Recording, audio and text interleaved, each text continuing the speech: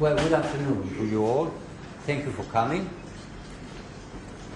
I'm going to speak about the Rigved and show that it contains just about everything that one may find in the Indo-European, in the other Indo-European languages. Also, it contains anything one may find in any poetry at any time in any country of the world.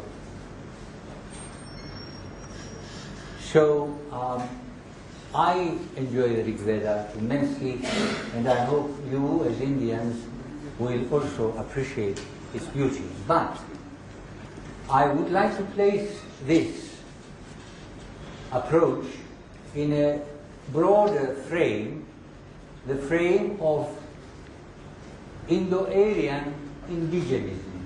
Thank you.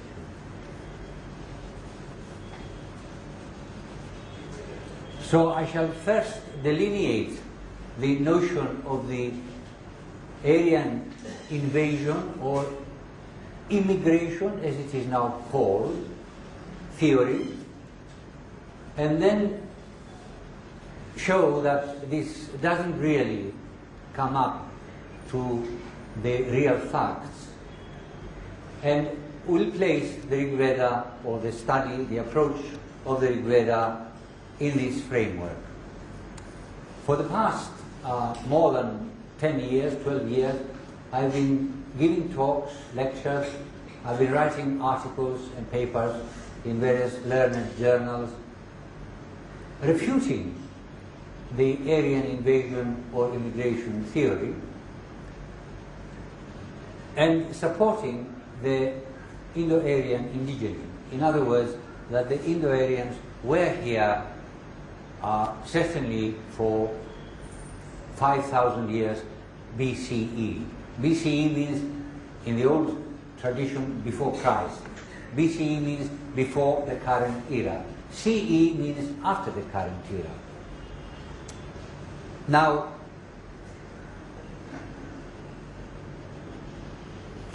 here you see the gist of the Indo-Aryan invasion immigration theory. It was invasion up until 1995. After 1995, Western mainstream scholars stopped talking about an invasion and began to talk about an immigration. And in recent years, they don't talk about an immigration as such, but as waves of immigrants, small numbers, getting into Sapta Sindhu. Sapta Sindhu is the area where the Vedic people lived in the 4th millennium BCE. What you see on the map are languages, not really races or people, but the languages, the Indo-European languages. Now, it's quite possible that among you are people who will want to know about Dravidian, but my studies never took me to Dravidian, so I don't really know very much about Dravidian. So I would beg you not to ask me too much or too detailed questions about Dravidian. My field is Indo-European. And here you have all the Indo-European languages, and the dotted line, can you hear me at the back? Yeah? Well, the dotted line shows how the Indo-Iranians, who were regarded as one group, a unified group. Hello? Okay? Yeah. Moved from the Russian steppe down through the Caucasus mountain, first into Iran, where they settled for a period, and then the Indo-Aryans, what we call the Vedic people, moved away from there and came to Sapta Sindhu.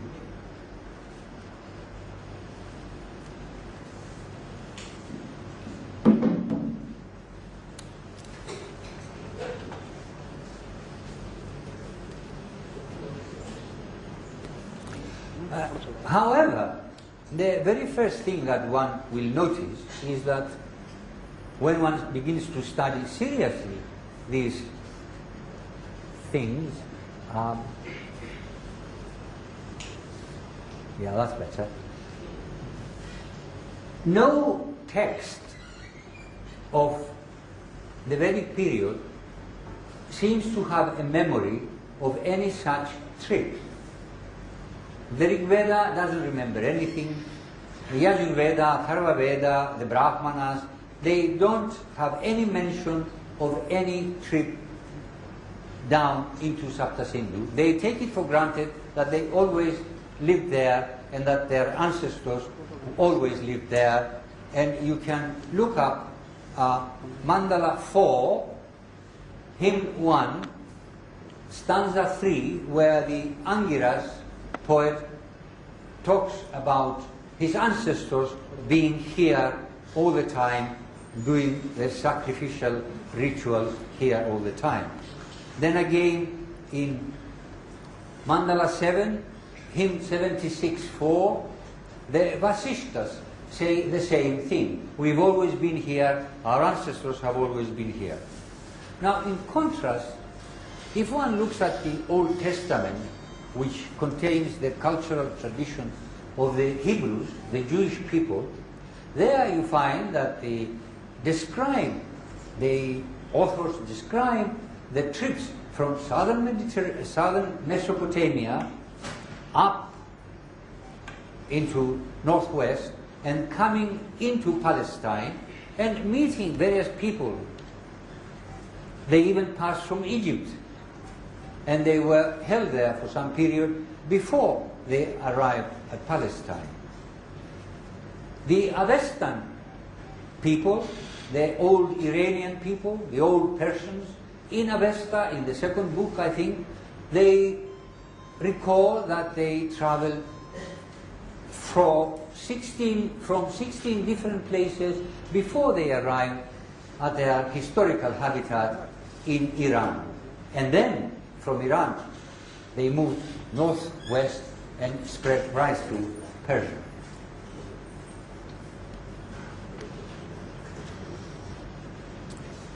Furthermore,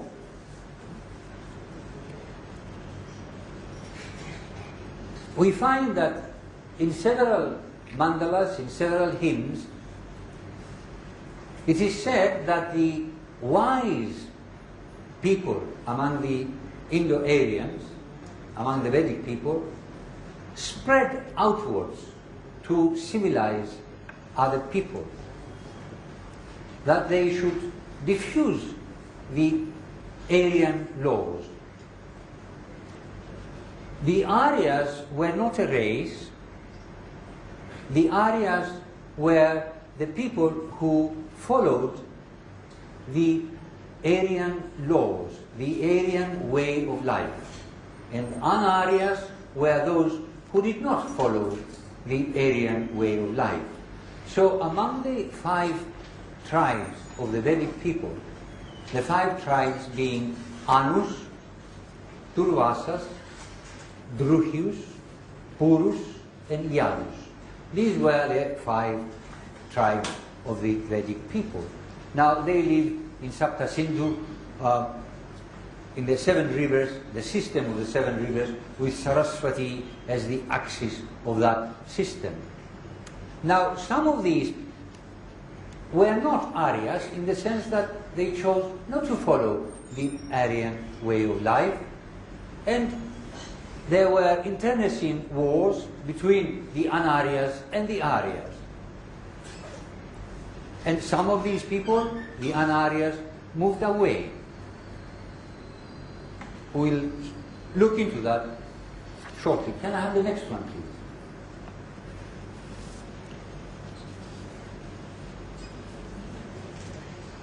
Now, this is a hymn in the 6th mandala which describes in detail the river Saraswati as it flows down, and it describes it roaring away and rolling along, flooding and having large waves.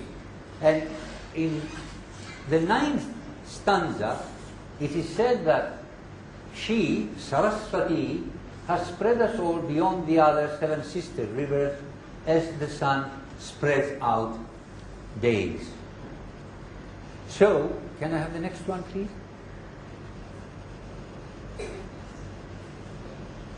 Here are the 5 tribes along the rivers, and they spread out according to this particular stanza in that particular hymn.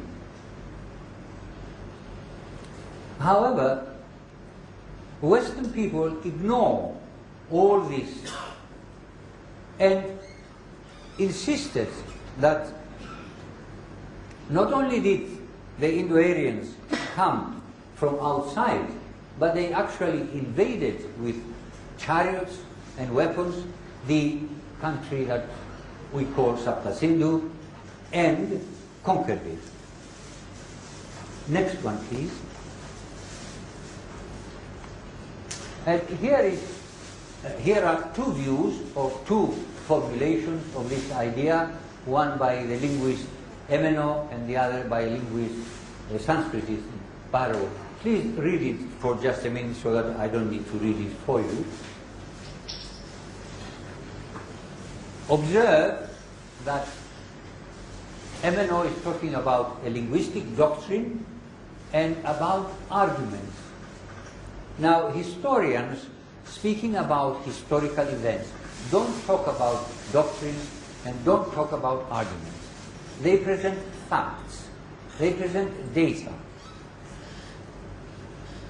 The same with Barrow, who was an excellent Sanskritist, but an abominable historian.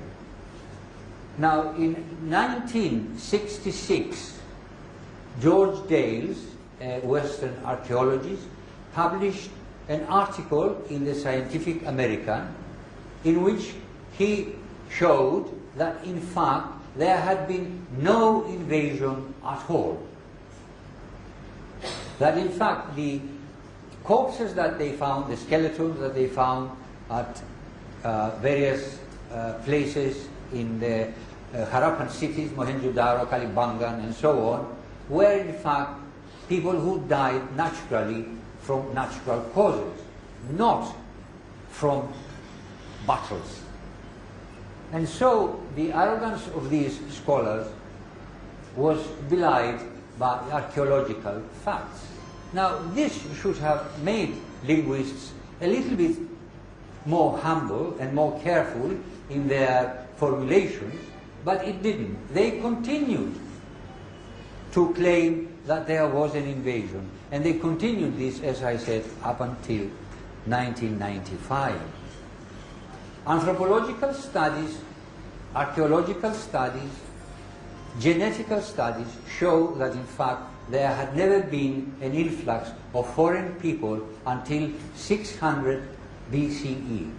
In the 6th century, indeed, begin influxes of foreign people, first with the Persians who came down and conquered Bactria and Gandhara.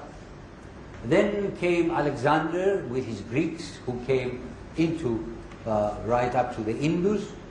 Then came the Shakas and the Pahlavas and so on. But up until 600 there is no evidence, no archaeologists find any evidence of entry, anthropologists do not find any evidence, and above all, geneticists find no evidence whatsoever. On the contrary, since 2003 and onwards, geneticists repeatedly have done researches into the DNA and the various other molecular presences in the human organism, and they find that there has been no inflow of foreign genes into the Indian subcontinent. So we can rest assured upon that. Can we have the next one, please?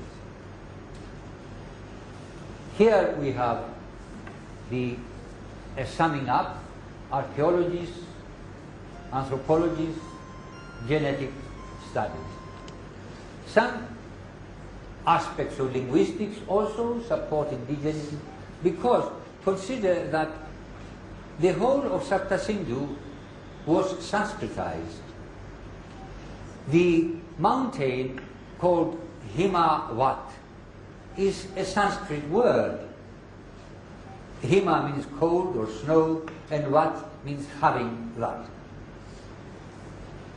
The rivers, Saraswati, means a river which has eddies, pools, currents. Purushni, Drishadvati, and so on. They are all Sanskrit names. So are the names Vishwamitra, it should have been long, Vishwamitra, Bharadwaja, Vasishtha, and so on. These are all Sanskrit names. Now, if the Indo-Aryans were coming in small waves of people, 100 people, 50 people, 200 people, how could they have Sanskritized all that area? Now, have you any idea how large Sapta Sindhu was in that time? If you take Germany and France together, that is the area. Very, very large area. So how did they Sanskritize the native population? Why would the native population abandon their own language and take on the language of the invaders or the immigrants? Especially if the immigrants come, drop by drop.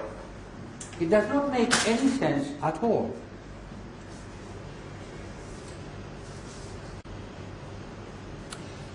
I shall now examine the Rigveda applying what's called the preservation principle. Because a language which preserves most from the parent language, a language among many other sister languages which presents most from the parent language, is entitled to be regarded as the language that stayed put and did not move much. Whereas the other languages who have lost much must have moved much in order to have lost much. Why? Because in those days there were no books, there was no wireless and no television, there was no Ministry of Education issuing edicts that this should be studied and that should be studied. It was all oral tradition. So, if you are on the move, you don't have time to sit down with your children and teach them the sacred law that you have traditionally. If, on the other hand, you stay put, then you have time to sit and teach the children what they should know. So, those who move away, because they move, they don't have much time, and so they lose much of the traditional law. Those who stay put have much time, and therefore can teach the children the tradition, and so the preservation will be greater. Do you follow me? Good. Next one, please. Now, here you have three theonyms. Theonyms means names of gods. Agni, Aryaman, and Dyaus. Now, the name Agni appears in Hittite as Agnis. Hittite is another Indo-European language. In Slavonic is also another Indo-European language, is Ogon. And then the word fire appears in Latin Ignis, Lithuanian Ugnis, Lettonian or Latvian Ugum, and they all mean fire. Even the Iranians, although they had lost the god of fire, Agni, yet they preserved a proper name, Dasht Agni. So Agni is there in Dasht Agni. Now, Hittite has real facts, and will place the Rigveda, or the study, the approach of the Rigveda in this framework. For the past more than 10 years, 12 years, I've been giving talks, lectures, I've been writing articles and papers in various learned journals, refuting the Aryan invasion or immigration theory, and supporting the Indo-Aryan indigenism. In other words, that the Indo-Aryans were here certainly for 5,000 years, appreciate its beauty. But I would like to place this approach in a broader frame, the frame of Indo-Aryan indigenism. Thank you.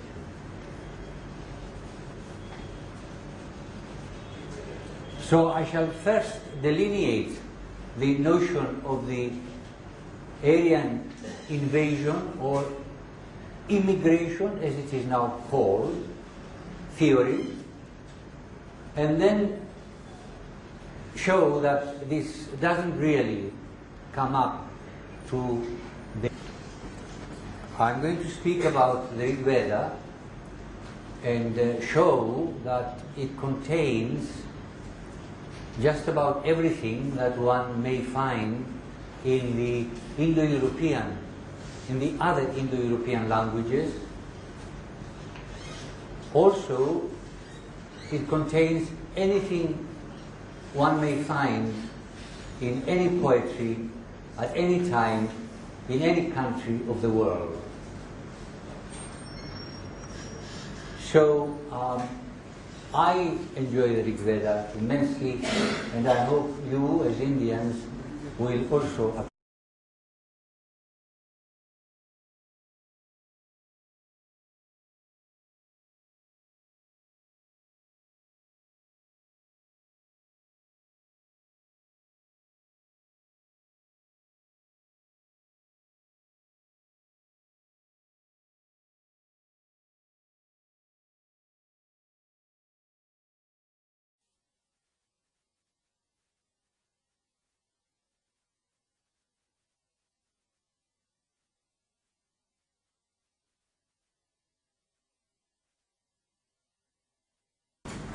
Well, good afternoon to you all. Thank you for coming. BCE. BCE means, in the old tradition, before Christ. BCE means before the current era. CE means after the current era. Now,